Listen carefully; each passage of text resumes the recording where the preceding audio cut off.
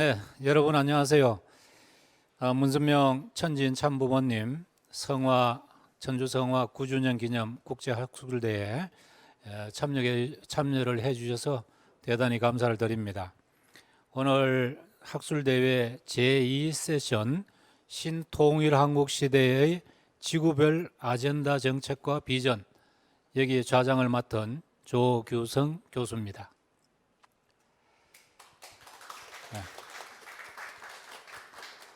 감사합니다. 오늘 각 지구별로 하늘 부모님 성의 선포시대에 따라서 신통일 한국의 발전을 위한 각 지구별로 아젠다 정책과 비전을 각 지구별로 대표들이 나와서 이렇게 참여를 해서 발표를 하게 됩니다. 여러분들께서 잘 들어주시고 경청해 주시기를 부탁을 드립니다. 모두가 현장에서 이루어지고 있는 그런 일들을 아마 발표하시리라고 봅니다. 오늘 발제에 참여해 주신 제1지구 이상호 학술국장님 소개합니다. 인사하고. 그다음 두 번째 제2지구 박은정 UPF 학술국장님 소개드립니다. 제3지구의 문상희 교수님께서는 조금 늦으시는 관계로 도착하시면은 소개를 드리도록 하겠습니다. 제4지구 장병수 전라북도 UPF 지부장님께서 발표하시기로 했습니다. 제5지구는 변사흠 UPF 학술국장님 참여하셨습니다. 네, 이렇게 먼저 첫 번째로 이제 발표를 하실 제1지구 이상호 UPF 학술국장님 잠깐 소개를 드리면은 선문대학교 행정학 석사를 수료하시고 현재 제1지구 UPF 학술국장 겸 서울북부 지부장으로 활동을 하고 계십니다. 전에 PWPA 사무국장, 남북통일운동 국민연합 사무국장, 원리연구회 사무국장, 1지구 전도부장 등을 역임하셨습니다. 그럼 첫 번째 발제자이신 이상호 학술국장님께 마이크를 옮기겠습니다. 네, 그럼 바로 진행하도록 하겠습니다. 안녕하십니까, 반갑습니다. 한해 부모님 성의 신경인국 학술국장 이상호입니다. 먼저 오늘 학술 세미나 2세션 신통일한국 시대의 지구별 아젠다 정책과 비전의 시간을 준비해 주신 한해 부모님과 천지인 참부모님, 그리고 효정학술 동산 진성배 이사장님과 참여하신 모든 교수님들과 박사님들께 감사드립니다. 저는 오늘 대한민국 수도 서울과 인천을 지역으로 하는 신경인국의 비전과 방향성에 대해서 말씀드리고자 합니다.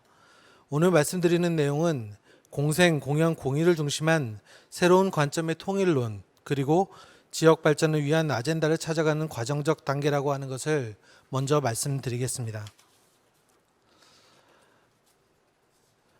먼저 한학자 총재님께서 2019년 원단 신통일한국 시대 계문 범국민 기도에서 주신 말씀의 요점을 말씀드리겠습니다. 자기 것이 없습니다. 주인은 창조주 하나님이시기 때문에 하나님이 인정하지 않는 자기 것은 있을 수 없습니다. 라고 말씀하셨습니다.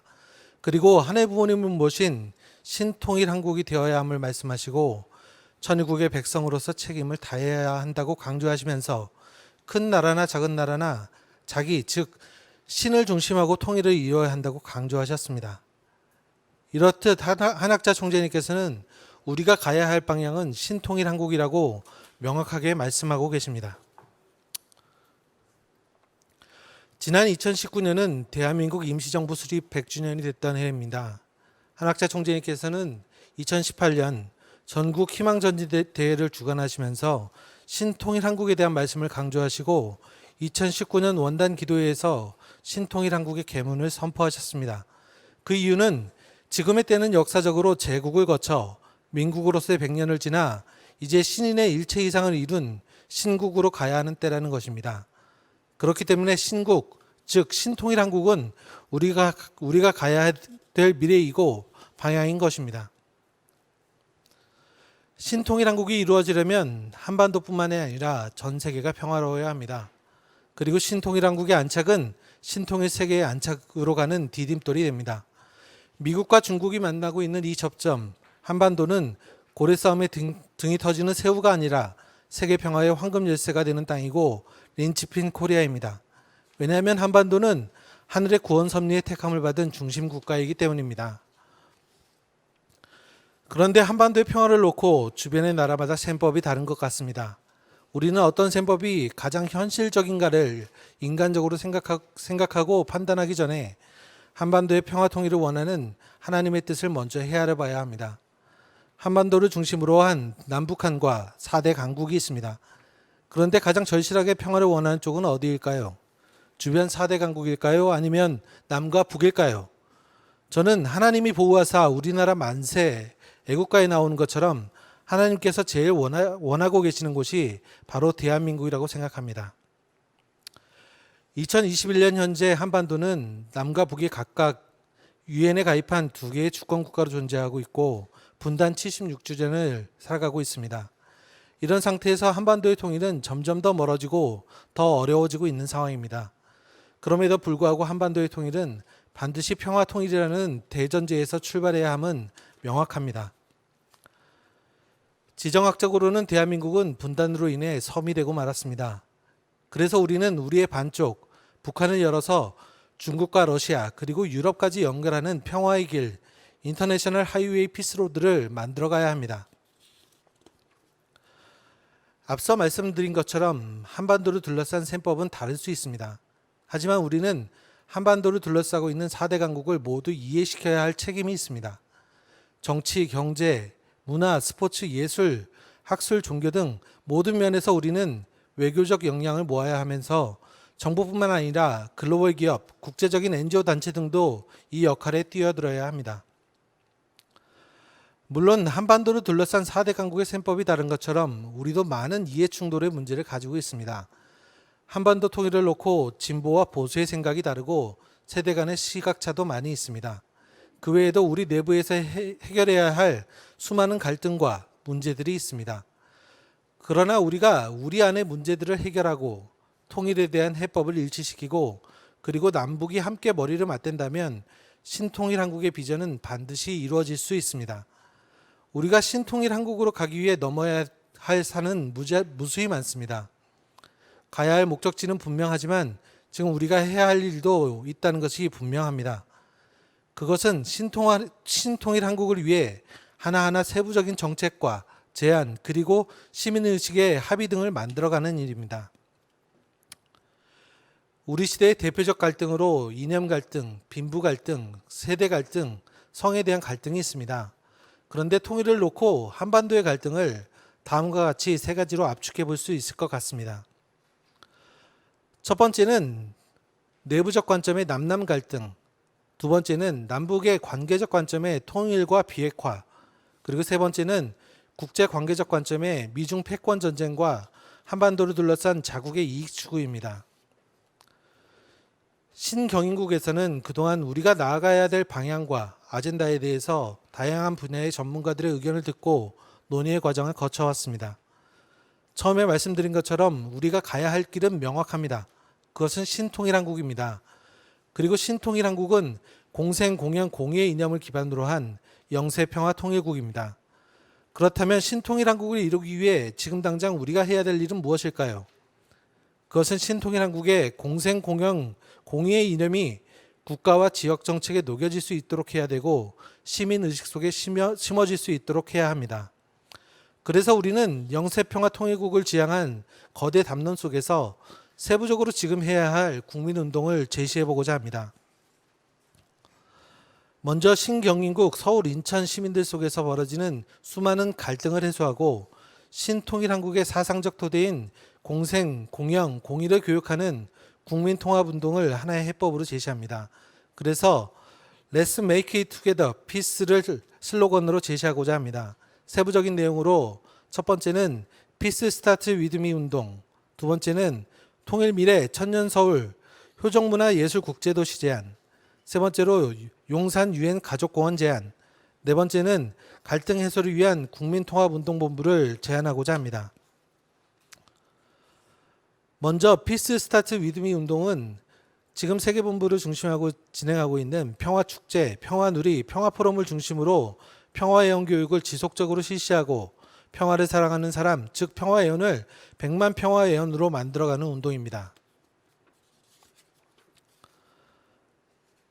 그리고 두 번째는 역사와 문화, 현대와 미래가 공존하는 통일미래, 천년서울, 세계적인 평화, 효적 문화를 중심한 예술의 도시 서울을 지향할 필요가 있습니다.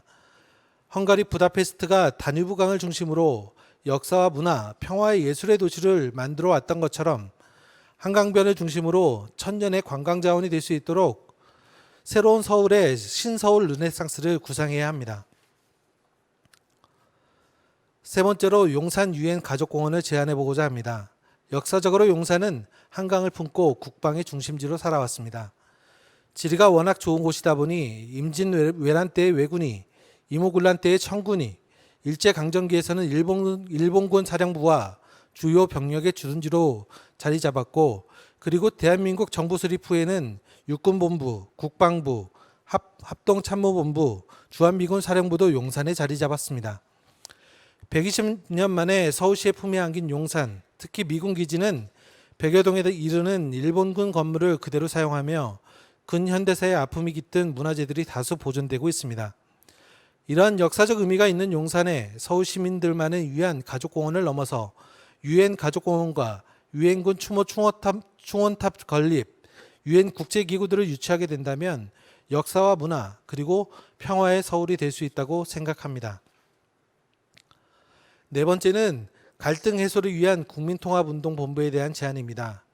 한국 사회 갈등 수준은 매우 심각한 수준입니다. OECD 최하위를 나타내고 있으며 사회적 갈등으로 인해 발생하는 경제적 비용은 연간 최대 246조 원 이상 된다고 합니다. 그리고 2018년 사회통합 실태조사에 따르면 이념 갈등, 빈부 갈등이 80% 이상, 세대 갈등, 남녀 갈등이 50% 이상을 차지하고 있는 것으로 조사되고 있습니다. 세계 속의 평화의 메카 서울이 되려면 이러한 갈등의 문제를 해결해야 하고 신통일 한국의 근본적인 가치관을 제시하며 한반도의 평화적 통일이라는 담론에 함께 뛰어갈 100만 평화예언을 길러내야 합니다. 신경인국에서는 지역사회의 세세한 이슈들과 그리고 그 갈등의 문제들 그리고 갈등을 해결하고자 하는 교육을 지속적으로 진행하면서 신통일 한국의 담론을 만들어가고자 합니다. 앞서 제시한 네 가지만 해도 수많은 연구와 활동 속에서 만들어지고 제안되어야 할지 모릅니다. 하지만 우리가 가야 할 길은 신통일 한국, 즉 영세평화통일국입니다. 종교와 인종과 사상과 국가의 장벽을 넘어 전 인류가 함께 호흡하며 살아가는 공생, 공연, 공의의 세계, 평화 이상 세계로서 천주평화통일국으로서 영세평화통일국이어야 합니다. 우리 속담에 하늘은 스스로 돕는 자를 돕는다라고 했습니다. 이것은 인간의 책임 분담을 강조한 속담입니다. 백지장도 맞들면 낫다라고 했습니다. 100만 평화예언은 한반도 통일을 위한 하늘과의 약속입니다. 그리고 우리가 가야 하는 길은 빨리 가야 되는 길이기도 하지만 완성된 길로 만들어 가야 되는 길이기도 합니다. 신경인국에서는 신통일 한국의 이상을 이루어갈 수 있도록 여러분의 격려와 지지를 적극 부탁드리겠습니다. 감사합니다. 네, 발표 감사합니다. 이상호 국장님께서 신통일 한국 탄생의 역사적 의미를 짚어보고 한반도 평화를 어떤 관점으로 볼 것인가는 매우 중요하다고 했습니다. 보는 시각에 따라서 많이 차이가 날 수 있으리라고 생각을 합니다. 그러므로 하나님주의의 나라 신통일 한국을 공생공령 공의주의의 세계를 건설하고 더 나아가서 한반도를 참 사랑주의에 입각한 영세평화통일국을 이루는 그런 방법을 또 제시를 했습니다. 목적은 분명하다고 했습니다. 통일의 미래, 갈등을 해소하고 유엔기구를 우리나라에다가 유치를 한다면 얼마나 좋겠나 하는 그런 생각을 해봤습니다. 이상호 국장님 감사합니다. 앞서서 발표하는 시간을 말씀을 안 드렸는데 발표 시간은 15분 내외로 하겠습니다. 이성호 국장님, 시간을 잘 지켜주셔서 감사합니다. 자, 두 번째는 제2지구 박은정 UPF 학술국장님께서 DMZ 생태평화공원 조성 및 유치라고 하는 내용을 가지고 발표를 하겠습니다. 박은정 국장님은 숙명여자대학교에서 행정학을 전공해서 박사학위를 취득하고 현재 가정연합 제2지구 경기 강원입니다. 세계평화학술인 연합 학술국장, 한국평화 NGO 학회 감사, 한국평화종교학회 감사, 구리문화 편집이사로 활동을 열심히 하고 계십니다. 박은정 박사님을 모시겠습니다.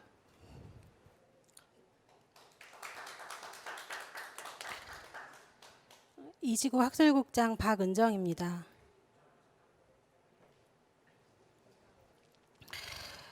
저희의 국가의제는 DMZ 평화공원인데요. 한반도가 지금 현재 맞닥뜨리고 있는 의제는 대략적으로 세 가지 정도로 요약이 됩니다. 첫 번째는 기후 위기에 따른 문화 변동, 두 번째는 이제 코로나19 팬데믹 이후 우리가 겪어야 하는 사회 변동, 그리고 한반도의 지속 가능한 평화. 이 세 가지가 저희가 한반도에서 지금 겪고 있는 이제 문제라고 할 수 있고요. 2021년부터 시행된 기후변화 파리 협약에서는 산업화 대비 지구 기온의 상승폭을 1.5도씨 이하로 낮추는 노력을 하고 있습니다.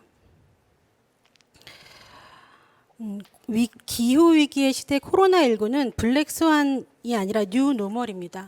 우리가 예측하지 못한 어떻게 갑자기 일어난 사건이 아니라 우리가 너무 예측 가능하고 어떻게 보면 이러한 바이러스라든지 기후 위기는 우리가 함께 앞으로 살아가야 될 시기라고 할 수 있습니다. 그런 의미에서 포스트 코로나, 위드 코로나 이런 얘기도 많이 하지만 그 포스트 코로나라는 게 코로나가 없어지는 시기라기보다는 이런 위험과 불안이 항구화되는 시대라고 볼 수 있습니다. 근데 이런 기후위기와 코로나19 팬데믹이 촉발한 사회 문화적인 변동은 한반도를 포함한 전 지구적으로 남과 북 함께 다 겪고 있는 문제입니다. 그러나 한반도의 평화는 전적으로 저희들만의 문제입니다. 기후위기와 코로나19 팬데믹과 관련된 시간은 불가역적이고 비가역적이어서 이것이 완화된다고 하더라도 과거로 다시 회귀할 수는 없습니다. 그래서 우리는 이것을 적응의 문제로 접근해야 한다고 봅니다.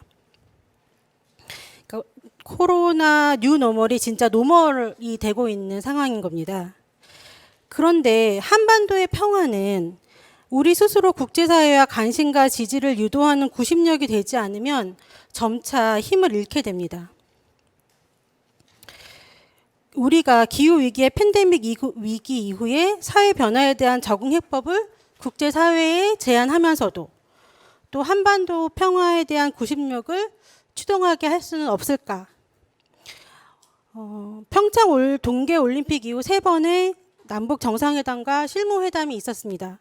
그럼에도 불구하고 지금 남북관계에는 현재 상호작용의 작은 돌파구라도 찾아야 할 처지에 놓여 있습니다. 남북관계 발전의 상징인 인도개발협력, 이게 비핵화라는 문제와 종속관계에 놓여 있을 때 우리는 한 발자국도 앞으로 나갈 수 없다라는 것을 몸소 지금 체험하고 있습니다. 이를 반추해 보면 우리의 한반도 평화 번영 정책은 비핵화의 멀고도 험한 큰 평화와 일상의 작고 소소한 평화로 분리해서 조화시켜야 하는 그런 방법을 고민해 보게 합니다. 현재 눈앞에 펼쳐진 남북미 국제 의제를 살펴보고 현안을 공유하거나 아니면 적어도 같은 방향을 남북에 바라볼 수 있게끔 하는 실마리라도 찾아야 합니다. 그러니까 내부적으로는 기후위기나 코로나 팬데믹과 같은 그런 문제에 대한 적응을 비전이 제시되어야 하고 또 국제적으로는 한반도 평화의 구심력으로 작용하도록 협력과 연대가 가능한 전략이어야 합니다. 사람이 모이고 인프라가 집결되는 현실적인 공간 속에서 예측 가능하고 또 지속 가능한 그런 사업이 표출되어야 합니다. 그래서 저희의 국가의제는 DMZ 세계평화공원 만들기입니다. DMZ 생태평화공원에 대해서는 문선명 총재께서 2020년 8월 18일 날 말씀하셨습니다. 모든 국경지대에 평화지구를 만들어 나갈 것을 제안하는 바입니다. 강이나 산 혹은 평화와 바다에 관계없이 국경선과 분쟁 지역의 부근 일대를 완충지구, 즉 평화지구로 만드는 아닙니다. 우리가 근대에 나온 평화라는 단어를 설명할 때 보통 요한 갈퉁의 평화를 많이 얘기하는데요. 폭력과 전쟁이 없는 그런 물리적인 폭력이 없는 적국인 평화와 그리고 또 어떤 사회 구조적인 갈등이나 불평등이 없는 폭력이 없는 평화, 이렇게 두 개의 평화를 본다면 이 문선명 총재의 평화는 훨씬 더 폭이 넓고 명확합니다. 그러니까 그분이 말씀하시는 평화지구는 평화와 번영 그리고 화해를 위한 안식처입니다.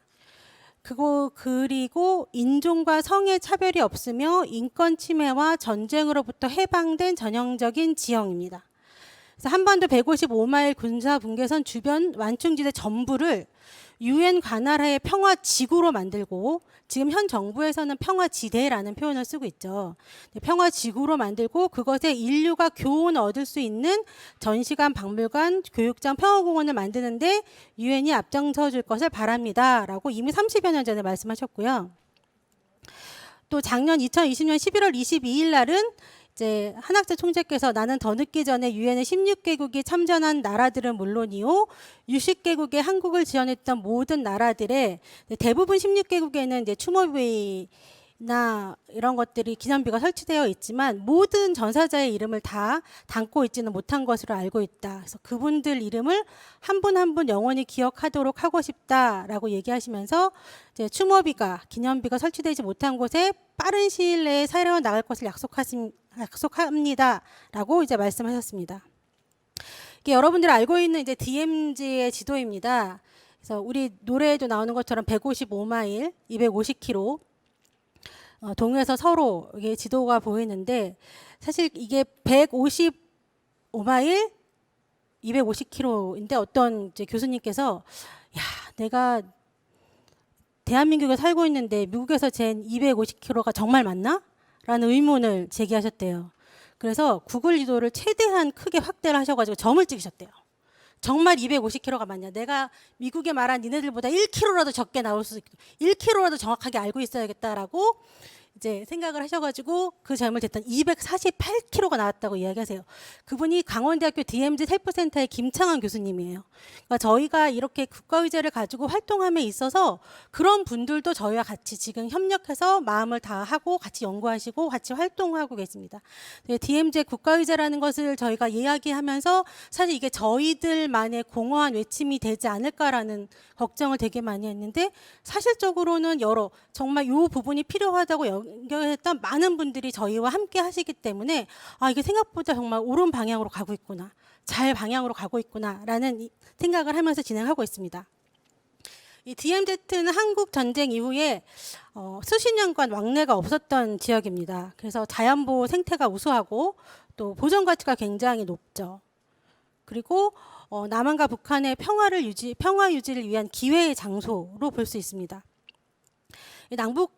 판문점에서 남북 정상회담이 열리고 또 북미 정상회담이 열렸죠. 그러면서 DMZ에 대한 세계적인 관심이 집중되고 있습니다. 그래서 어떻게 봐서 조금 더 훈풍이 불기 시작하면 남북 평화 교류 협력과 개발이 굉장히 활발해질 것으로 예상을 하고 있고 또 70여 년 동안 철책으로 둘러싸였던 DMZ의 변화가 있을 것으로 기대를 하고 있습니다. 그런데 또 안타까운 점은 그런 어떤 개발이라는 것을 기대하면서 주변 지역에 빠르게 변화가 진행되고 있기는 하지만 또 한편으로는 DMZ의 생태적인 부분 또 역사적인 가치의 보전에 관한 기록은 이제 기본적인 수준에 머물러 있습니다. 그래서 저희가 학술 대회를 이제 매달 진행하고 있는데 어떤 교수님은 나오셔서 DMZ의 털끝 하나라도 건드려지면 안 된다 이런 말씀을 하십니다. 초소 하나도 없애면 안 되고 철책 하나라도 없어지면 안 된다. 이 모든 것이 다 근현대 무산으로 길이 세계에 한국에 남겨져야 된다 이런 말씀을 하시거든요. 그래서 그런 부분에 대한 연구들은 계속적으로 저희가 이루어져야 할 부분으로 봅니다. 그리고 또 하나는 DMZ에 대한 지속 가능한 발전에 대한 방향을 마련해야 합니다.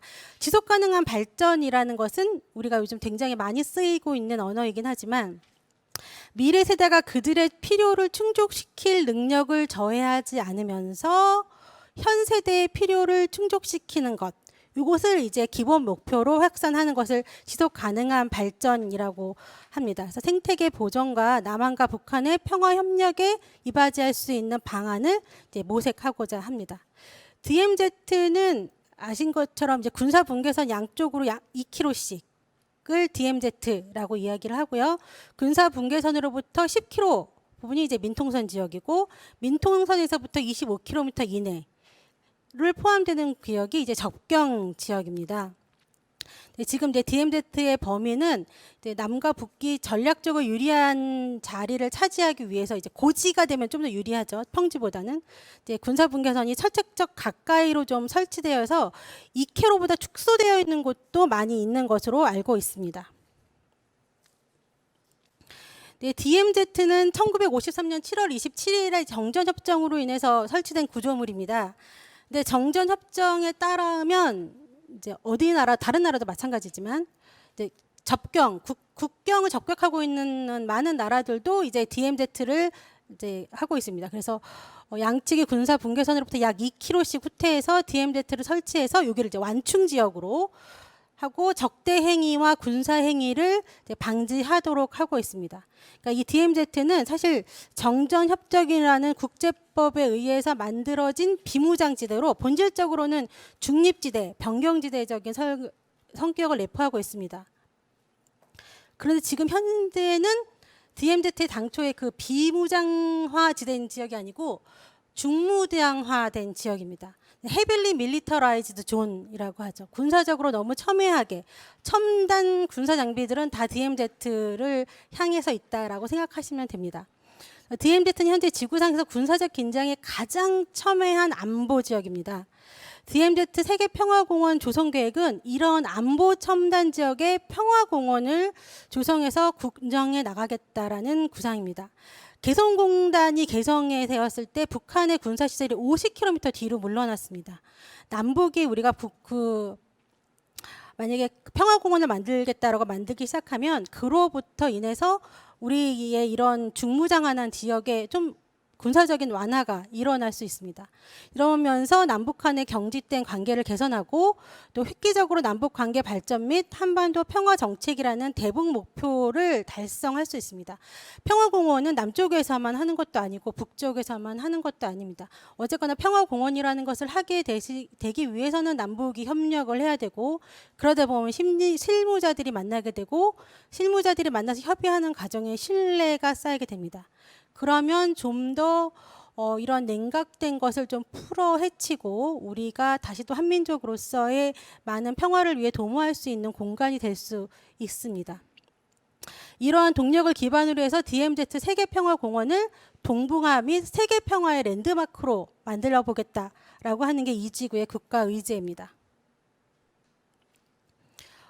DMZ 자연 환경에 대한 것들은 여러분들이 모두 잘 알고 있으실 거고 지금 제가 자세하게 기록해 놓았으니까 자료집을 보시면 되겠습니다. 그 접경 지역은 대부분 이제 생태자연도 1등급 지역입니다. 그리고 전체 지역 DMZ 전체 지역의 한 67% 정도가 생태 자연도가 1급에서 3급 정도의 생태적으로 굉장히 우수한 지역이고요. 그 DMZ 평화공원은 이렇게 DMZ 일원의 종합적인 관리 프로그램으로서 자연환경 및 생태 관리를 바탕으로 DMZ의 장기적인 여건 변화에 대응하고자 하는 이제 공간의 개념입니다. DMZ 자연 생태 보전과 지속 가능한 활용을 도모하고자 하고요.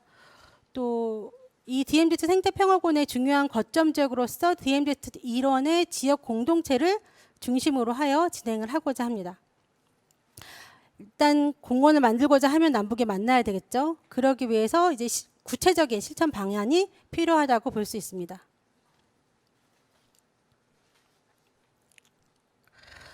이 DMZ 평화공원의 의미는 크게 네 가지로 이야기할 수 있습니다. 첫 번째는 DMZ 평화공원 조성은 한반도의 새로운 평화 구조를 창출한다라는 의미입니다. 우리가 DMZ는 기본적으로 냉전의 대명사죠. 냉전의 대명사인 DMZ를 남북한 대결의 상징에서 화해의 상징으로 만들겠다는 거고, 전 세계 유일의 분단 국가인 한반도에 평화공원을 조성해서 한반도형 신평화협력 구조를 창출하겠다는 것입니다.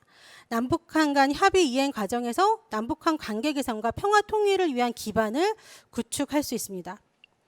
또 DMZ 세계평화공원 조성은 세계적 냉전 구조의 해체를 한반도에서 완성하겠다라는 의미를 가지고 있습니다. 남북 대치적인 측면뿐만이 아니라 동서냉전의 첨예한 접점지가 지금 한국 한반도에 있는 DMZ입니다. 이 한반도는 국제적으로 오래된 정치, 군사, 경제적 냉전의 장이고요. DMZ의 평화공원이 조성이 되면 남북한이 해빙이 되고, 동북아 해빙으로 파급이 된다면 세계적 평화의 완성에 기여할 수 있습니다. DMZ 세계평화공원의 조성에 대한 기대는 매우 큰데요. 일단 사업 추진이 가시화되면, 본격화되면 정치적 신뢰와 군사적 긴장이 완화되는 효과가 발생할 것입니다. DMZ 세계평화공원 조성 사업은 단지 평화공원뿐만이 아니라 평화, 생태, 환경, 관광, 교육, 창의 및 융합적 복합 공간으로서 만들어지기 위해서 저희가 준비하고 또 노력하고 기도하고 있습니다. 이지구 국가의제에 대해서 많은 관심을 부탁드리고, 저희가 앞으로도 이지구 국가의제에 대해서 더 많이 노력하는 그런 이지구가 되겠습니다. 감사합니다. 네, 박은정 국장님 발표 감사합니다. 아마 문선명 총재님께서 이런 말씀을 하신 적이 있습니다. 모든 나라의 국경선을 철폐하고 국경지대에 평화지구를 구축하여야 한다고 하신 말씀이 생각이 나네요. 그래서 이렇게 이 지구에서 DMZ 생태평화공원을 조성하자는 목적과 비전, 그리고 구체적인 전략, 그리고 거기다가 무엇을 할 것인가, 교육의 장소라든가 한반도가 평화로 가는 길, 이런 등등을 하자고 하는 제안을 잘 들었습니다. 대단히 감사합니다. 박수 한번 주십시오. 자, 이번에는 세 번째 발제자로서 문상희 교수님을 소개해 올리겠습니다. 문상희 교수님께서는 미국 유니버시티 오브 브리지포트에서 교육학 박사학위를 취득하시고 건강한 가정을 위한 글로벌 연대 대표로 활동을 하고 계십니다. 선문대학교 순결학과 교수를 역임하시고 선문대학교 부총장을 역임하셨습니다. 문상희 부총장님을 부탁을 드립니다.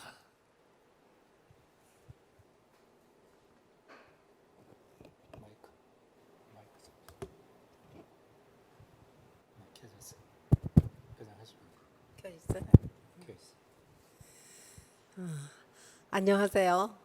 방금 소개받은 문상희입니다. 제가 들고 나온 제목은 젠더 주류화에 대한 으로서 그 절대성 주류화다, 이런 제목을 갖고 나왔는데요. 어제 이제 참 아버님, 그러니까 천지인 참부모님 성화 제9주년을 맞이해서 절대성 참가정 컨퍼런스를 프레스센터에서 개최했습니다. 근데 그 개최하면서 거기에 발표자들 가운데 독일이나 또는 영국에서 참여한 세계적인 그 권위자로서 특히 가브리엘 쿠비는 글로벌 성혁명의 책을 쓴 저자로서 그 책이 이제 21개 언어로 번역이 되어 있는 책입니다. 그래서 그 책이 세계적으로 지금 글로벌 성혁명이 확산되고 있는 그것을 막기 위한 그런 대안으로 이제 썼는데, 어제 발표한 내용을 들어보니까 우리가 지향하는 방향, 즉 절대성의 방향과 너무나 동일하게 일치하더라고요. 그리고 참된 가정, 건강한 가정을 지키기 위해서 아주 강력하게 주장을 하고 있었고, 그 다음에 하나님의 창조 질서를 기필코 지켜내야 된다 하는 내용을 담은 내용을 제가 발표문을 들으면서 제가 많이 기뻤습니다. 이 절대성에 대해서는 메시아가 이 땅에 오셔서 우리에게 그 순결에 대한 가르침을 주심으로 말미암아 역사적으로 처음 사용하는 용어지요, 절대성이라는 게.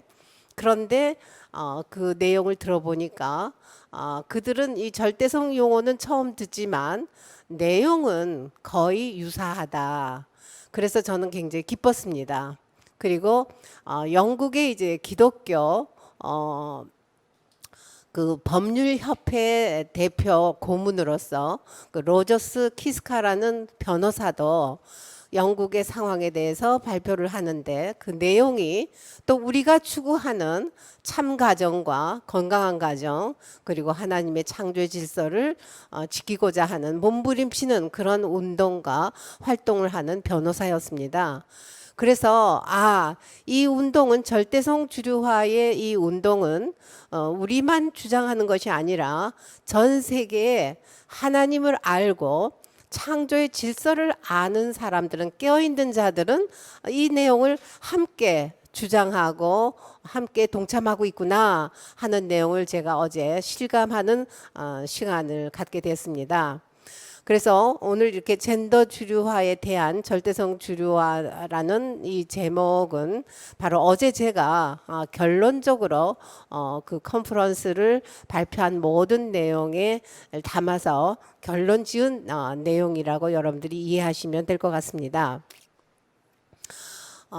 젠더 이데올로기는 지금 전 세계 인류를 파멸시킬 가장 강력한 무기를 지금 개발했습니다. 그 이름이 뭔가 하면 바로 젠더 주류화입니다. 그럼 젠더 주류화의 의미가 뭐냐 했을 때, 우리가 모두 생물학적으로 타고나는 성이죠. 남자 여자. 그런데 이 남자 여자 성별을 해체하겠다는 것입니다.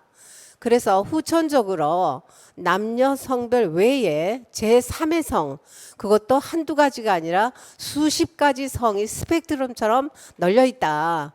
그러니까 후천적으로 너희들이 마음대로 결정해서 선택해라 하는 내용을 주장하죠.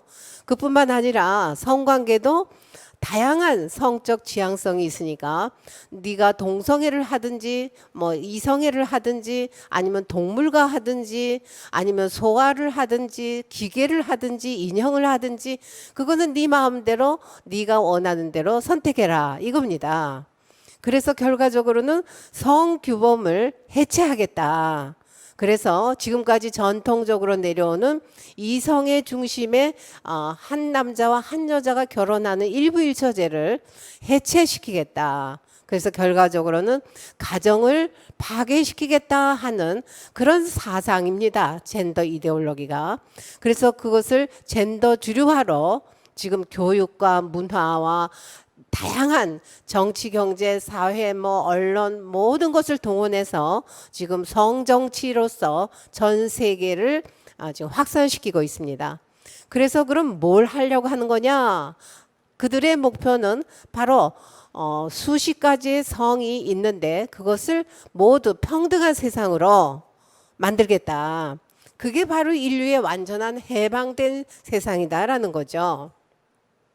그래서 이런 젠더 주류화가 일반 대중에게 미치는 영향이나 폐해가 도대체 무엇인가 알아보면 가장 중요한 우리 미래 세대, 우리 자녀들에게 유치부부터 초등, 중고등까지 전부 다 성애화 교육을 하고 있다라는 거죠. 지금 현재 여러분 놀라지 마십시오. 현재 정부, 문재인 정부가 성인지 예산을 얼마를 편성했냐면 약 36조를 편성했습니다. 그래가지고 성인지라는 것은 바로 젠더 주류화, 즉 성평등, 수십여 가지의 성평등을 의식을 심어주는 그런 교육으로 이해하시면 되겠습니다.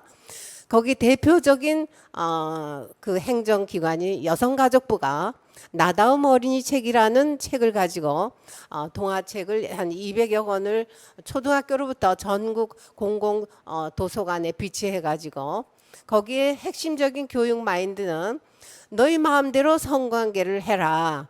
그래서 섹스는 오케이. 그러나 생명은 원치 않는다면 피임을 해라 하고 피임 교육을 합니다. 그래서 섹스는 오케이, 생명은 노. 이런 교육 마인드를 유치부부터 지금 전국에 확산시키고 있습니다. 거기에 핵심 용어가 뭔가 하면 성적 자기 결정권이죠. 그래서 언제든지 자기가 성적 주체가 돼서 생식기를 만질 수 있고 볼 수 있고 자율적으로 성적 쾌락을 느낄 수 있는 성적인 존재로 교육을 합니다. 그래서 성이란 뭐냐 했을 때 하나의 장난감이다, 놀이다, 게임이다, 오락이다 이런 개념을 심어주고 있다는 거죠. 그리고 이 성애화 교육의 특징이 뭐냐 하면 바로 생식기를 노출시키는 것입니다.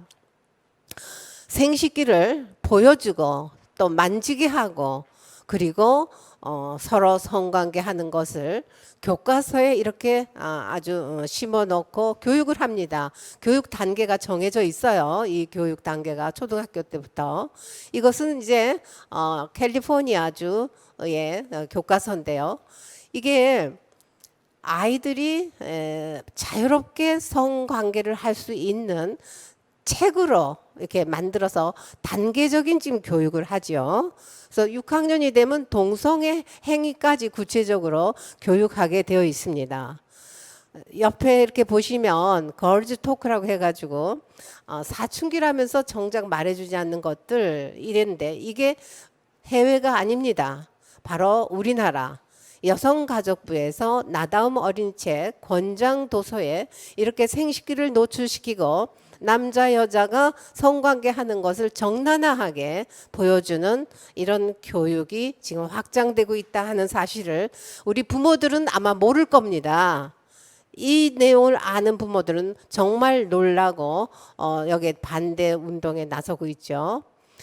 그리고 이제 이 젠더 주류화가 부정적인 어떤 현상을 확산시키고 있는 것을 미국의 패트리시아 모건이 연구한 내용을 발표했는데요.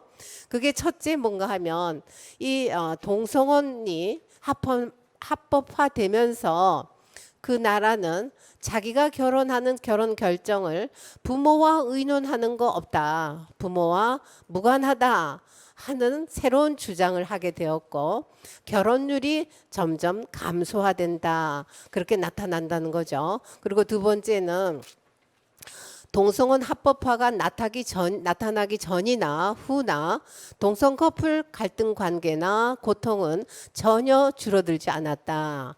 그리고 세 번째는 이렇게 동성혼이 합법화되면서 새로운 풍속도가 생겼는데 그게 뭔가 하면 동성애자의 기준을 따라야 하는 풍속도라는 거죠. 예를 들면 트랜스젠더가 여성 화장실이나 탈의실이나 목욕탕에 버젓이 남성 성기를 그대로 달고 들어와도 여성들이 소리 한번 지르지 못하고 불편한 것을 견뎌야 되는, 묵인해야 되는 그런 경우가 비일비재하다라는 연구 결과입니다. 그리고 네 번째는 동성혼 합헌 전이나 후나 동성애자들이 헤어지는 그 숫자가 횟수가 줄어드는 효과가 전혀 없다. 그리고 마지막 다섯 번째는 바로 이 동성애 합헌은 이성 결혼을 단절시키는 출발이 됐다. 그래서 결과적으로 건강한 가족 구조를 파괴시키는 그런 해악을 오늘날 사회에서 지금 빚어지고 있다라는 것입니다. 세 번째 가장 큰 폐해는 바로 법을 통과시켜서 성정치를 하는 것입니다. 그래서 폐륜적인 성행동을 정당화시키고 또 섹스하는 성관계하는 청소년으로 길러냅니다. 그리고 건강한 가정과 건강한 문화를 파괴시키는 성정치를 하는데 그게 바로 뭘 통해서인가? 바로 평등법, 차별금지법 또는 학생인권조례 또는 건강가정기본법 개정 이것이 대표적인 법인데요. 이것을 지금 우리나라도 통과시키려고 지금 계속 지속적으로 노력하고 있습니다. 평등법을 보면 제3조의 1항을 보면 성별이라는 용어 정의가 있습니다. 이게 가장 핵심적인 독소조항이에요. 남자 여자 외에 분류하기 어려운 성, 즉 제3의 성을 법으로 인정하겠다, 보호하겠다라는 것입니다. 결과적으로는 창조 질서, 창조 원리를 파괴하는 것이죠. 그래서 이 법이 만약에 통과가 된다면 지금 영국 같은 경우는 어린이 트랜스젠더가 이 통과 전보다 10년 후에 25배가 증가했다라는 것이에요. 트랜스젠더가. 그러면 과연 남자가 여자가 되고 싶다고 해서 여자가 되느냐? 안 된다는 거죠. 우리 인체의 구조는. 우리 인체는 약 60조 개의 세포가 있는데 그 세포 안에 핵이 있어요. 그 핵 안에 DNA 염색체 구조가 있습니다. 그 안에 성염색체가 남자는 XY, 여자는 XX예요. 그래서 아무리 생식기를 수술을 한다 하더라도 또 남성 호르몬을 투여하거나 여성 호르몬을 투여한다 하더라도 그 60개 조의 세포 안에 있는 성염색체가 XY는 남자답게 XX는 여자답게 그렇게 기능하고 지속적으로 끊임없이 작용하기 때문에 결코 남자가 여자가 되지 못하고 여자가 남자가 되지 못합니다. 그리고 간성을 지금 제3의 성이라고 주장하는데요. 이 간성은 태어날 때 남자 여자 성질을 모두 성염체로 띠는 질병으로 지금 분류되고 있습니다. 그래서 남자에게 주로 나타나는 것은 클라인펠터 증후군이고 여성에게 나타나는 것은 터너 증후군으로서 하나의 질병으로 우리는 이해하게 됩니다. 자, 그럼 지금 현재 어떤 일이 벌어지고 있느냐? 전 세계적으로 사상과 이념과 영적 문화 전쟁이 지금 확산되고 있습니다. 과거에는 이 사상 전쟁이 땅 뺏기 싸움이었죠. 땅을 자기네 나라를 넓히기 위해서. 그러면 지금은 어떤 사상 전쟁이냐? 땅 뺏기 싸움이 아니에요. 생식기 뺏기 싸움이 벌어졌습니다. 그게 무슨 말이냐? 성의 질서, 사랑의 질서, 가정의 질서를 파괴하겠다 하는 무신론, 그리고 유물론, 인본주의가 지금 확산되고 있습니다. 그 반면에 성의 질서를 지키겠다, 생식기의 공식을 지키겠다, 사랑의 질서를 지키겠다, 가정을 지키겠다 하는 신본주의와 유신론이 지금 전쟁이 붙었습니다. 그래서 결국은 유신론이 신본주의가 무신론을 어떻게 해요? 교육하고 설득하고 전환시켜야 되겠죠. 그러려면 우리가 어떻게 되느냐? 젠더 주류화를 극복할 수 있는 대안으로서 절대성 주류화를 우리는 교육화하고 문화로 확산시켜야 되겠다. 그럼 절대성이 뭐냐? 그 정의를 우리가 정확하게 개념 정리를 해야 될 것 같습니다. 그래서 절대성이란 뭐냐 하면 인간의 타락하는 타락성과는 전혀 관계가 없는 성이다. 그렇다면 바로 창조 본연의 인격적인 성으로서 하나님의 신격을 닮은, 즉 사랑을 중심 삼고 사랑, 생명, 혈통, 양심 이 네 가지 기능이 하나로 통합된 그런 삶으로 구현되는 성이 바로 절대성이다. 그럼 절대성이 완성의 기준이 무엇이며 목표하는 것이 무엇이냐 했을 때 그것은 바로 가정의 3대권과 4대 심정권 완성하는 거죠. 그래서 하나님은 절대성의 본체이시고 참부모님께서는 절대성의 실체로서 우리는 바로 참부모님을 닮아서 절대성의 실체가 되어야 될 과제가 주어져 있습니다. 자, 그러면 젠더 주류화가 지금 확산되는데 여기에 극복해야 될 절대성 주류화가 핵심적으로 뭐가 다르냐 그 말이에요.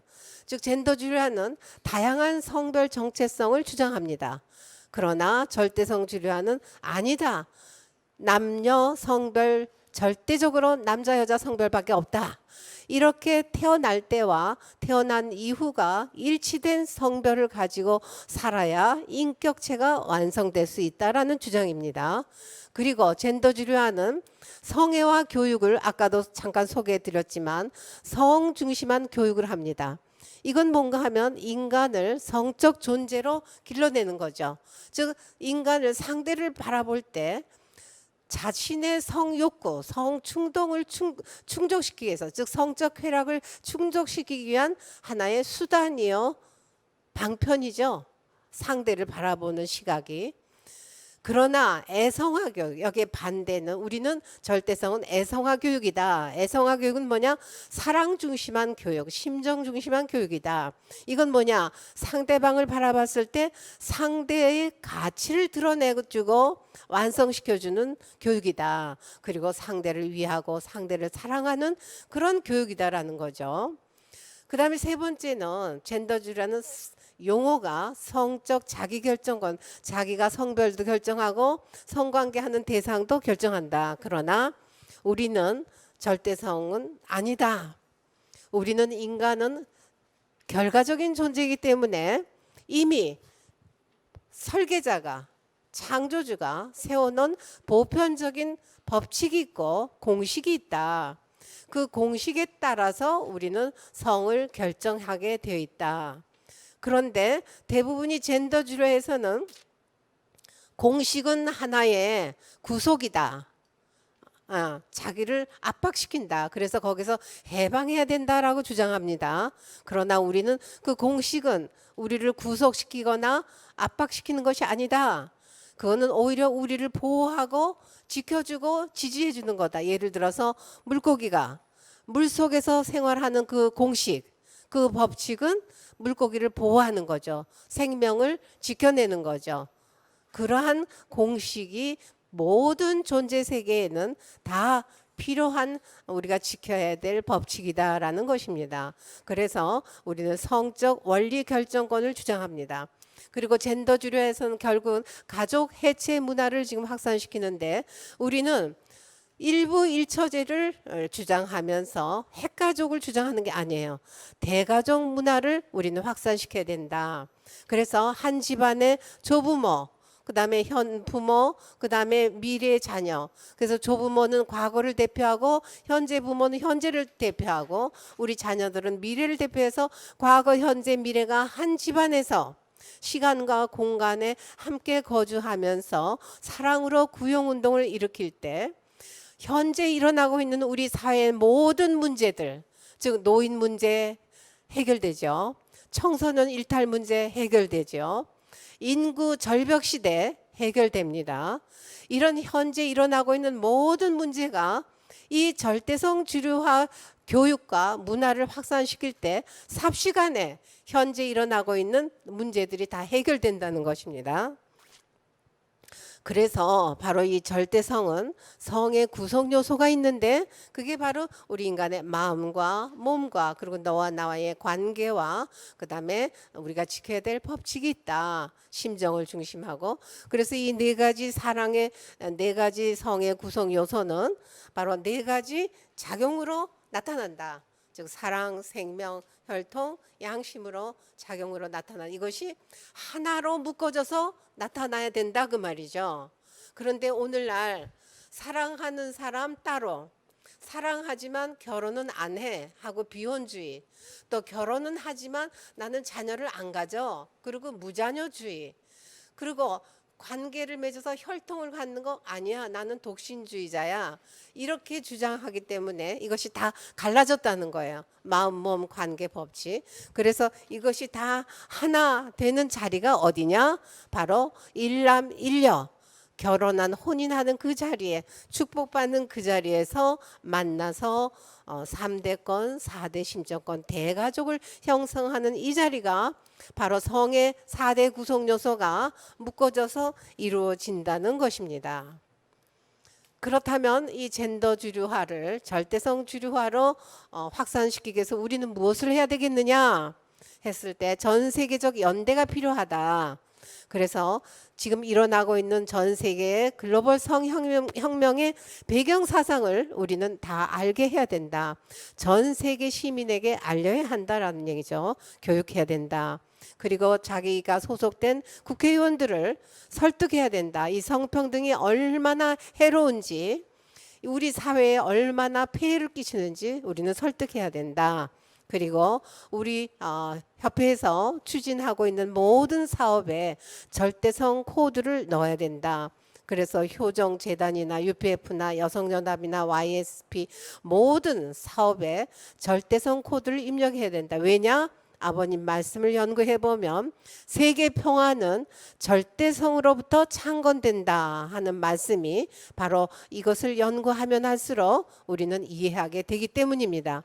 그래서 일시적인 단기적 교육이 아니라 지속적인 절대성 교육이 우리 협회 전체에 필요하다. 왜냐하면 젠더주류화는 지금 다양한 코드로서 지속적으로 이것을 법을 통과시켜 가지고 국민들의 의식을 완전히 주관하기 위해서 이렇게 애쓰고 있는데 우리도 거기에 대응해서 열심히 노력해야 되겠다. 그래서 우리 교회 안에서는 지금 청소년들에게 이미 18세 이상 선거권이 주어졌습니다. 그래서 종교 안에서 정책 논의를 공론화할 수 있어야 되겠고, 세계본부나 UPF에서는 절대성 주류화를 위한 법안을 발의하도록 시도를 해야 되겠다. 우리가 이걸 먼저 법안을 발의해서 국회에서 통과하도록 이 노력을 해야 되겠다라는 것입니다. 그리고 강사 양성 과정을 통해서 절대성 가치를 널리 교육시키고 절대성 문화를 컨텐츠를 프로그램으로 개발해서 이것을 확산시키는 운동을 전국화, 전 세계화 하지 않으면 아니 되겠다라는 것입니다. 감사합니다. 마치겠습니다. 사실 제가 오기 전에 20분이라고 받았어요. 그래서 이 PPT를 20분으로 만들었는데 갑자기 여기 와 보니까 15분으로 줄어져서 제가 지금 줄여서 하느라고 애를 썼습니다. 감사합니다. 줄여주셔서 감사합니다. 그렇잖아도 어제도 컨퍼런스를 하시고 오늘 또 발표하시느라고 이렇게 문상희 교수님께서 이렇게 애를 많이 쓰셨는데 우리에게 이제 젠더 주류화가 무엇인지 또 그 대안을 가지고 우리는 대처를 해야 된다 하는 그런 말씀을 하셨습니다. 세계 인류를 이렇게 파멸로 끌고 가고 있는 젠더 주류화라고 하는 것이 그 정체를 밝히시기만 한 게 아니라 이 사회 세계적으로 지금 고발을 하신 것 같습니다. 그 고발이 이제 먹혀 들어가야 될 것 같고 그렇게 해서 앞으로 그 대안대로 참사랑, 참생명, 참혈통, 참양심의 삶을 통합한 절대성 주류화의 실체를 이루는 그런 가정 완성을 실현하는 건전한 가족 문화 풍토가 정착하는 그런 사회가 되어지는 것을 우리는 기대를 합니다. 문상희 부총장님 대단히 감사합니다. 박수 한번 주십시오. 자, 이어서 네 번째 제4지구 장병수 UPF 전라북도 지부장님께서 신통일한국 안착과 서해안 시대라고 하는 제목으로 발표를 해 주시겠습니다. 정병수 지부장님은 선문대학교 신학대학원에서 목회학 박사 학위를 취득하시고 현재 천주평화연합 UPF 4지구 전라북도 지부장, 남북통일운동 국민연합 전라북도 회장으로 활동을 하고 계십니다. 정병수 지부장님 부탁합니다. 안녕하세요. 방금 소개받은 정병수입니다. 반갑습니다.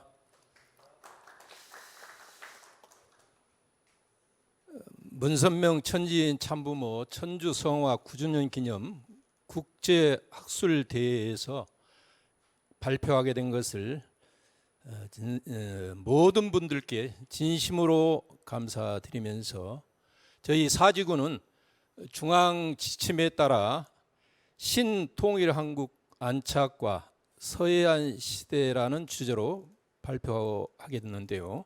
저희 발표는 학술적이기보다는 신통일한국 안착을 위한 사지구의 정책과 비전을 구현하고 있는 실천적 활동들을 중심으로 발표하게 됨을 양지해 주시기 바랍니다. 서해안 시대란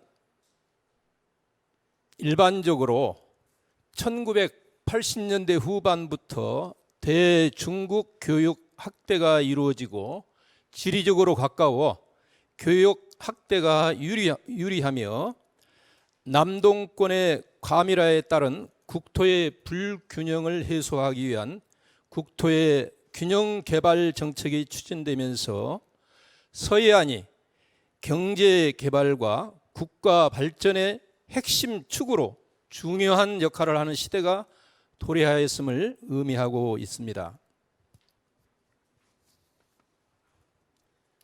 이에 서해안 시대의 중심 지역인 사지구, 호남 제주 지역, 즉 전라북도는 여의도 면적의 150배에 달하는 새만금 개발 사업을 추진하고 있고 동학 농민혁명 정신, 동학 사상이 살아있는 지역이고 강주광역시는 신통일한국을 위한 평화통일 산업이 오늘의 대한민국이 민주화를 이룬 국가로 평가받는 민주화의 성지, 민주화 의식이 살아있는 지역이며 전라남도는 목포, 여수, 광양 등을 중심한 항구 발달, 중화공업의 발달과 더불어 전국의 60%를 차지하는 수많은 섬을 연결하는 16교 관광산업이 해양 문명이 잘 조성되고 있는 서해안 시대에 잘 준비된 지역이라는 것을 말씀드리면서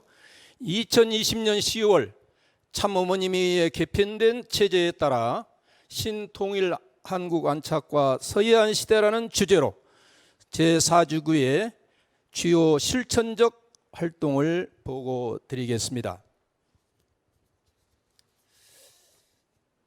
그럼 먼저 지난 5월 9일 성공리에 가졌던 제4지구 싱크탱크 2022 출범식에 대해 보고 올리겠습니다. 먼저 4지구는 싱크탱크 출범 승리를 위한 환경으로 지난 2월부터 4월까지 3개월여 동안 정치, 학술, 언론, 경제, 종교, 문화예술 등 6개 기둥 조직 출범을 완료한 기반 위에서 전라북도는 전주 란호텔에 120명, 강주 전남 제주는 강주 라마다 호텔에 130명의 지도자를 모시고 싱크탱크 출범식을 성황리에 가졌습니다. 축사로는 김영록 전라남도 지사, 송화진 전라북도 지사, 이영섭 강주광역시장 등 모두가 싱크탱크 출범을 환영하고 신통일한국 안착을 위해 함께 하겠다는 뜻을 담아 의미 있는 축사를 해 주었습니다. 아울러 김용집 강주광역시의 의장을 비롯해 다수의 시도의회 의장들과 강주 동구 남구을 지역교회 이병헌 국회의원을 비롯해 전남의 신정훈, 윤재갑, 전북의 정운천, 안호영, 이형호, 윤준병, 제주의 송재호, 오영원 국회의원 등 모두 12명이 영상 축사와 축전으로 싱크탱크 출범을 축하해 주었습니다. 이 모든 것이 그동안의 참부모님 정성과 참어머님의 1차 7년 노정 대승리가 계셨기에 가능했습니다. 우리 모두 천지인 참부모님, 참어머님께 감사의 박수를 부탁드리겠습니다.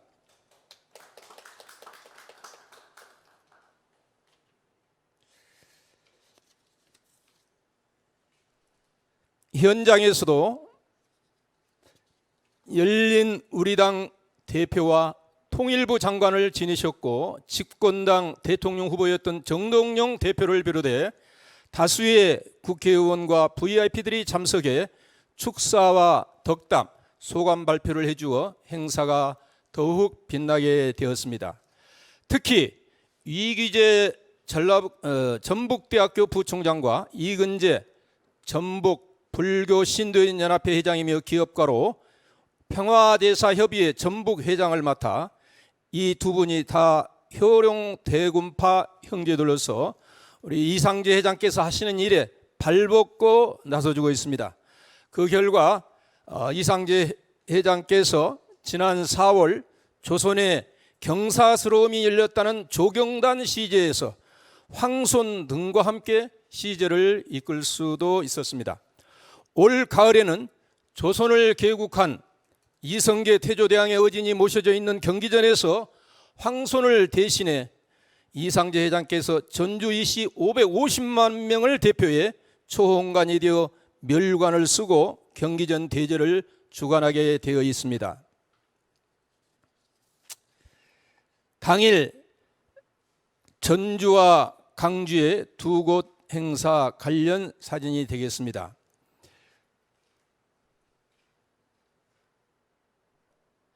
언론에서도 사지구 관내 14개 신문사에서 적극적인 좋은 보도를 해 주었습니다.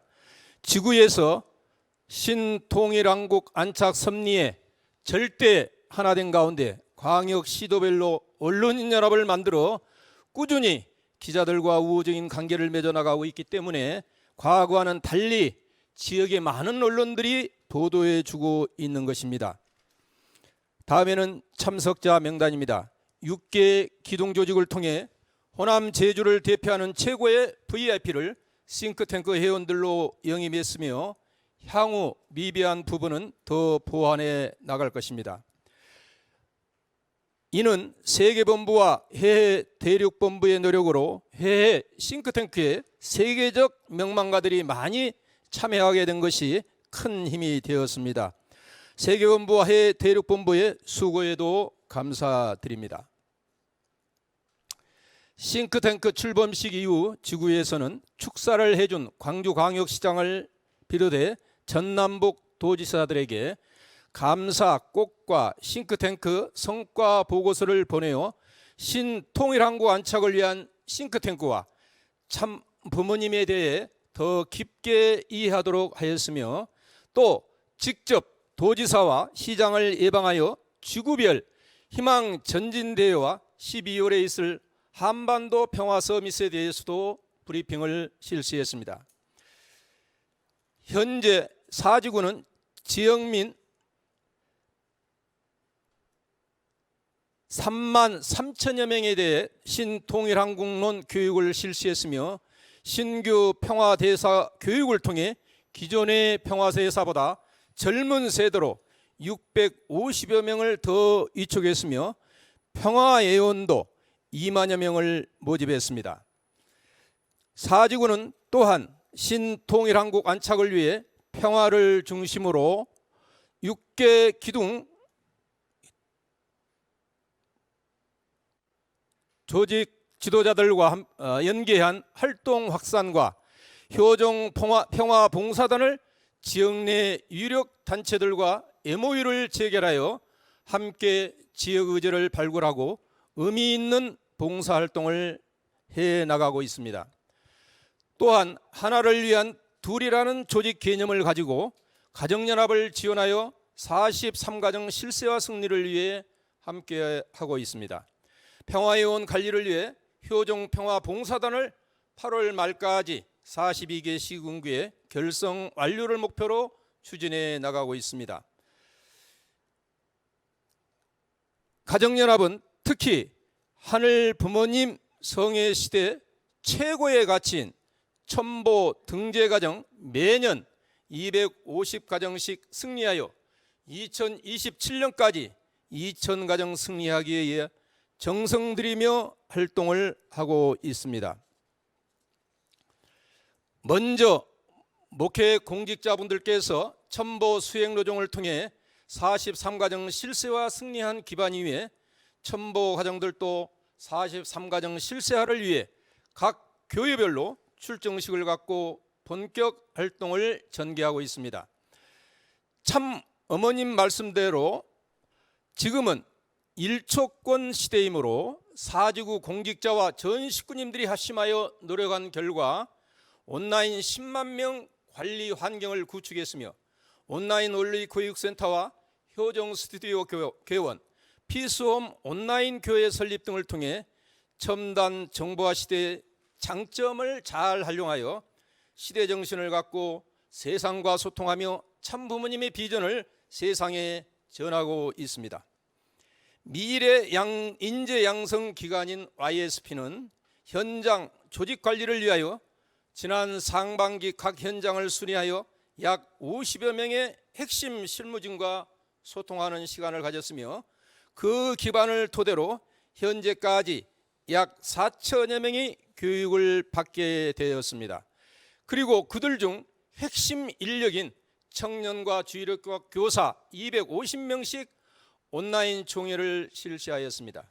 그리고 이들이 앞으로 세상의 결혼 문화를 바꿔나갈 참가적 운동으로 축복 운동의 동참자가 되도록 하기 위해 효정 유스 블레싱 페스티벌로 연결하여 현재까지 2,100여 명이 동참하게 되었습니다.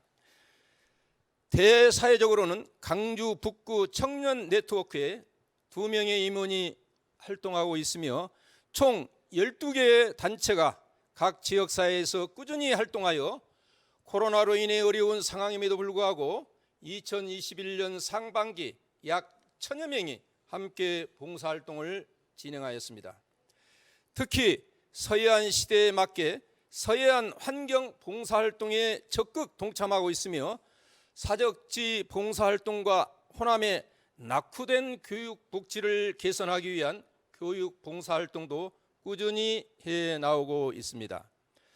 또한 온라인을 통해 이러한 활동에 관심을 갖고 동참하는 구독자도 1,500여 명을 확보하고 있습니다. 더 나아가 이들이 공생, 공영, 공의운동으로 뻗어나가기 위해 청년 희망 콘서트로 연결하여 청년과 평화의 가치를 두고 진행된 희망 축제에 연결되어 활동해 왔으며 앞으로도 꾸준히 연결시켜 미래 인재를 양성해 나갈 계획입니다. 사지구는 이상재 회장님을 중심으로 가정연합과 UPF, ISP가 하나 되어 예배인원 4만, 평화회원 16만 등 모두 20만 명의 지역 복귀 기준을 기필코 달성 승리하여 신통일 한국 안착을 이루고 서해안 시대에 부응하는 기관차의 사명을 다하겠습니다. 참부모님 감사합니다. 참어머님 사랑합니다. 이상으로 사지구 신통일 한국 안착과 서해안 시대 주제 활동 보고를 마치겠습니다. 감사합니다. 네, 장병수 지부장님 발표 감사합니다. 신통일 한국의 안착을 위해서 서해안 시대를 열어야 하고 태평양 문명권과 접목하여 나갈 그런 내용들을 비전으로 제시하시고 그동안에 활동하였던 내용들을 열정적으로 발표를 해 주셨습니다. 장병수 지부장님께 다시 한번 박수 한번 주시기 바랍니다. 이제 마지막으로 제5지구 변사흠 UPF 학술국장님께서 미래 지향적 한일 관계와 한일 해저 터널의 비전이라는 내용으로 발표를 주시겠습니다. 변사흠 국장님은 선문대학교 신학대학원에서 박사학위 과정을 수료하시고 현재 남북통일국민운동연합 대구 경북회장, 천주평화연합 UPF 대구 경북 지부장, 대구 한일평화 정진연대 대표로 또 세계평화도로재단 대구 경북 회장, 대구 경북 피스로드 포럼 대표 등을 역임을 하신 분입니다. 그러면은 변사흠 국장님 부탁드립니다. 안녕하십니까. UPF 영남권 제5지구 학술국장 변사흠입니다. 한일 해저 터널과 피스로드 중심 삼고 영남권 제5지구 정책과 비전에 대해서 발표하겠습니다. 제목은 미래지향적 한일 관계와 한일 해저 터널의 비전입니다. 1981년 11월 10일 문선명 총재님께서는 한일 해저 터널 추진에 대해서 국제과학자 통일회의에서 말씀하셨는데요. 중국에서 한국을 통하여 일본에 이르는 아시아권 대평화 고속도로를 건설하고 전 세계를 통하는 자유권 대평화 고속도로를 건설하자는 것입니다. 만일 이것이 건설되면 아시아 삼국은 문자 그대로 평화 고속도로로 연결되어 일체화될 수 있습니다. 그렇게 되면 경제나 문화 교류가 빈번해지며 문자 그대로 아시아 문명 공동체가 형성될 것입니다. 자유를 보장받는 신경제 기반 위에 평화 고속도로권을 발전시킬 것입니다. 40년 전에 이 말씀이 이루어졌다면 동북아 정세는 완전히 달라졌을 것이고 남북 통일도 이미 실현되었을 것입니다. 한학자 총재님께서는 2016년 11월 14일 한일 해저터널 조사경 현장인 일본 사가현 가라츠를 방문하시어 한일 해저터널을 통해 오늘날 전 세계에 나타나는 암담한 현실을 희망으로 바꿔야 한다고 말씀하시고 한일 해저터널 적극 추진해 나갈 것을 강조하셨습니다. 이후 한일 해저터널 추진 활동이 재점화되고 활기를 띠기 시작했습니다. 한국에서는 2008년 민간단체인 한일터널 연구회가 발족되어 한일 해저터널에 대한 체계적인 연구가 시작되었고 지난 13년간 많은 사업 실적을 이루었습니다. 2008년 5월에는 일본의 이란터널 노자와 회장과 공동연구에 관한 MOU 체결을 함으로써 국제 세미나와 연구를 공유하며 양국 연구회 간의 국제교류를 시작했습니다.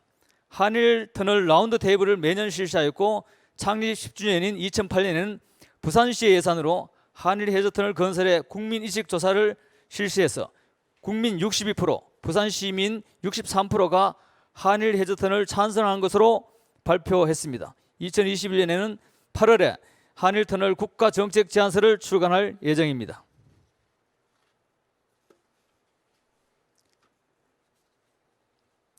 (2019년 4월) 한일터널 연구에는 세계 3대 투자가인 짐 로저스 홀딩스 회장을 초청하여 조찬회를 가졌습니다. 이 자리에서 짐 로저스 회장은 한일 해저터널은 통일 한국의 빅 프로젝트로 개통이 되면 전 세계 교통 물류의 중요 허브 역할을 할 것이며 일본 도쿄에서 중국을 거쳐 독일 베를린까지 육로로 이동이 가능해집니다. 이것만으로 대단한 경제적 가치를 창출할 수 있습니다. 라고 한일터널에서 높이 평가를 했습니다.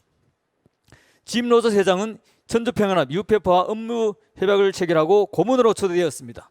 그는 한반도 평화와 남북 통일 그리고 한일 해저터널 추진에 대해 적극 지지를 표했고 일본 사가 가라츠의 한일 해저터널 조사경 현장을 방문하여 한일 해저터널 지리와 역사를 바꿀 것이다 라고 강조하면서 정치인들이 소모적인 논쟁으로 시간과 에너지를 낭비하지 말고 이런 흥분되는 미래지향적 프로젝트에 투입하라고 충고하기도 했습니다. 2021년 2월 부산시장 보궐선거를 앞두고 당시 김종인 국민의힘 비상대책위원장이 가덕도 신공항과 함께 한일터널을 공략하여 일시적으로 전국민적 관심을 가져오게 되었고 한국, 일본, 중국까지 70여 차례의 언론에 보도되어 이슈화되기도 했습니다. 여러분도 아시다시피 한반도를 둘러싼 동북아시아의 전략적 환경은 지금 신냉전 시대를 맞이하고 있습니다. 그러면 국제환경권에서 우리 국가의 발전과 생존을 위해서 어떻게 해야 되겠습니까? 첫째, 한반도의 역사적, 지리적 측면의 독자적 생존의 어려움이 있는 알고 바로 함께할 수 있는 전략적 관계 설정이 필요합니다. 두 번째는 분단 국가로서의 국가 발전의 한계점을 깨달아서 따라서 남북 통일은 선택이 아닌 필수란 것을 확실히 알아야 됩니다. 셋째, 국제무역 의존도가 70% 이상인 한국 경제에서 개방 경제가 필수이기 때문에 결론적으로 동북아시아 경제권 구축이 절대 필요하다는 것입니다. 여기에 한일 해저터널의 필요성이 나타나는 겁니다. 이 프로젝트는 한국 경제에 파급적 효과를 가져올 것입니다. 경제이익이 54조에 이르고 일자리도 30만 개 이상 창출된다고 합니다. 한국의 영남권 1,300만과 일반 규슈권 1,200만이 합하여 2,500만의 초국가적 경제권이 형성되어 대륙과 해양의 게이트 역할을 할 수 있으며 동북아의 중심 경제권으로 동북아 통합을 선도하게 될 것입니다. 한일터널에서 2시간 항공거리에 15억 인구가 살고 있고 유라시아 전역과 철도로 연결이 됩니다. 한일 해저턴이 추진되면 북한에게도 큰 도움이 되기 때문에 북한이 길을 열 수밖에 없고, 이는 북한 개방을 촉진하여 남북 통일을 앞당기게 할 것입니다. 베이징, 서울, 도쿄, 배세토 라인에 20만 이상의 도시가 112개가 있습니다. 이 라인을 중심 삼고 한중일이 철도 또는 고속도로로 연결되면 동북아 철도 공동체 구상 실현과 함께 동북아 통합을 이루어 공동 번영의 길이 열립니다. 이는 공산주의 체제를 고집하는 중국의 연착륙을 가능케 해서 세계편을 앞당기는 계기가 될 것입니다. 또한 한반도 통일을 위한 국제적 환경을 조성하게 될 것입니다. 한일 해저턴을 실현되면 다음 4가지 기대 효과가 있습니다. 첫째, 대한민국의 위상이 달라집니다. 둘째, 지정학적 위치를 최대한 활용하여 동북아의 게임 체인저 역할을 해서 지금 4강의 역학구도에 좌우된 모습이 아니라 4강을 리드하는 강력한 국가가 될 것입니다. 셋째, 대한민국은 전 세계적 물류, 인적, 금융의 중심 허브로 역할을 하게 될 겁니다. 넷째, 이렇게 될 때 대한민국은 아시아 태평양 문명권을 리드하는 국가가 될 수 있습니다. UPF 영남지구는 2022년 목표를 신통일 한국 안착과 한일 해저턴을 추진으로 정하고 6개 기둥을 중심 삼고 블라이피 라인을 형성했으며 싱크탱크 2022 의인 세우기를 진행하고 있습니다. 또한 우리의 평화운동을 지지하는 20만 명의 폐원을 확보하고 이들을 CMS 정의원화하고자 노력하고 있습니다. 한일 해저턴을 실현을 위한 UPF 영남지구와 가정연합의 활동을 보고드립니다. 코로나19 발생하기 전까지는 평화통일 지도자 연수를 한일 해저턴을 조사경 현장 중심으로 정기적으로 가졌습니다. 국민 여론 형성을 위해서 정치계, 학계, 종교계, 언론계, 문화예술계 등 지도층들과 지역 주민들이 일본 가라츠 조사경 현장을 방문했습니다. 이미 일본은 47개 도도후후견에 한일 해저턴을 추진 현민회의가 구성되어 있습니다. 영남권에서도 한일터널 추진 영남권 결성대회를 하였고, 이를 통해서 한일터널 운동은 더욱 추동력을 갖게 되었습니다. 한일 해저턴을 추진이 국민운동과 정치화하게 대해서 부산 롯데호텔에서 부산시장을 비롯한 영남권 VIP들이 유라시아 대륙과 동아시아 철도 공동체 주제 강연을 실시하였습니다. 이후 전문가들 초청한 가운데 각종 세미나를 지속적으로 진행했는데, 대구 경북 UPF에서는 대경 피스로드 포럼을 결성하여 동북아 평화와 한일 해저터널과 동아시아 철도 공동체에 대한 세미나를 진행했습니다. UPF 부산시 지부를 중심으로 피스 아카데미를 2022년 12월부터 2021년 12월까지 총 10강을 예비나로 진행했고, 수료자들에게 피스 매니저로 임명하고 각 시군구에서 활동하도록 했습니다. 한학자 총재께서는 올해 3월 21일 부산을 방문하시어 일본 규슈권과 한국 영남권이 한일 해저턴을 실현을 위해 양해각서를 체결토록 주관해 주셨습니다. 한학자 총재님은 5월 23일 다시 부산을 방문하시어 한일 해저턴은 이제 중심축은 5지구가 맡아서 일본 5지구와 함께 판결을 봐야 한다고 하셨습니다. 한국 영남권 5지구와 일본 규슈권 5지구가 하나 되어서 한국과 일본의 최고 지도자를 교육해야 된다.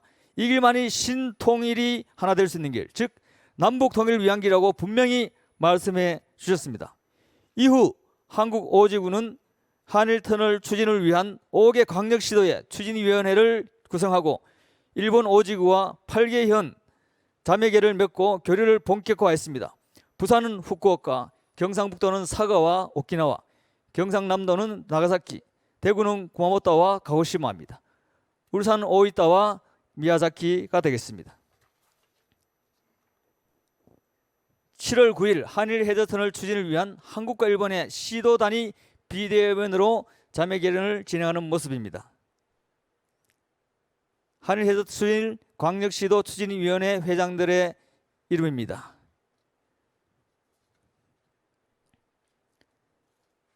이런 기반 위에 7월 25일 영남권 72개 시군구 전 지역에서 한일 해저턴을 추진을 위한 출범식을 동시에 진행하기도 했습니다.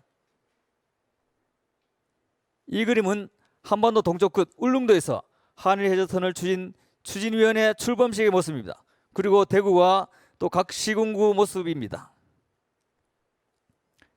8월 15일까지 영남권 72개 시군구의 한일 해저턴을 추진위원회 결성 현황입니다. 대구와 경북은 100% 완료를 했습니다. 전체 90% 이상 진행되었습니다. 앞으로 규슈권과 영남권 시군구 단위도 자매 결연을 맺을 겁니다. 글로벌 시대의 한일 교류를 위해서 국가 간 교류를 넘어서 도 단위, 나아가 시군구 단위로 본격화될 때 어려운 한일 관계도 충분히 극복할 수 있다고 생각합니다. 이후 한일 제5지구 최고 지도자들은 매주 화상회의를 진행하고 있는데 한일 해저턴을 추진을 위한 한일 정책 포럼을 진행하고 있습니다. 제1차 한일 정책 포럼은 7월 10일 한국과 일본이 공동 주최하여 웨비나를 진행하였습니다. 이관세 전 통일부 차관의 한반도 통일과 한일 해저터널에 대해서 오야노 에이지 구르메 대학 교수가 동북아 평화와 발전을 위한 환동의 물류 신간센 구상에 대해서 주제 발표했고, 이 자리에는 양국 국회의원 등 최고 지도자 100여 명이 함께 토론에 참석했습니다. 2차 세미나는 8월 30일 예정하고 있는데요. 한국은 박진희 한국해양대 교수가 동아시아의 공동 번영과 한일터널, 그리고 일본 나가노 시니치로 교수가 또 한일터널에 대해서 동아시아 공동 번영과 한일 해저터널에서, 그리고 터키의 고즈테 디자르 GD 글로벌 회장이 보스포러스 포럼 터널에서 보는 한일 해저터널의 의의에 대해서 발표를 하게 됩니다. 제3차 포럼은 9월 중순 한국, 일본, 미국, 베링해에 되는 전문가, 그리고 일본 유로터널 전문가가 함께 할 것입니다. 4차 포럼은 10월 16일 실시할 예정인데 짐 로저스 회장과 일본 최고 경영인, 그리고 워싱턴 타임즈와 세계일보, 세카이니포 등이 함께 할 것입니다.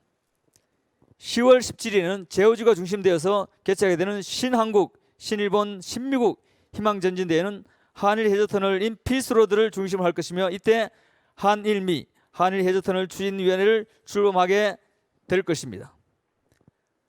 한일 해저터널 실현을 위해서는 국민 여론 형성, 기술 연구, 한일 해저터널에 대한 그런 추진위원회를 필요하고 자금 조달과 또 경제성 평가가 필요합니다. 포럼을 통해 상층부를 설득을 하고, 또한 한일 해저터널 추진위원회와 20만 평화회원들이 중심이 되어서 구체적인 대국민 홍보 활동을 전개해 나갈 겁니다. UPF 영남지구는 한일 해저터널 연구회와 함께 한일터널 전문가들 구성된 집필진을 중심하고 한일터널 국가정책 제안서를 집필하였습니다.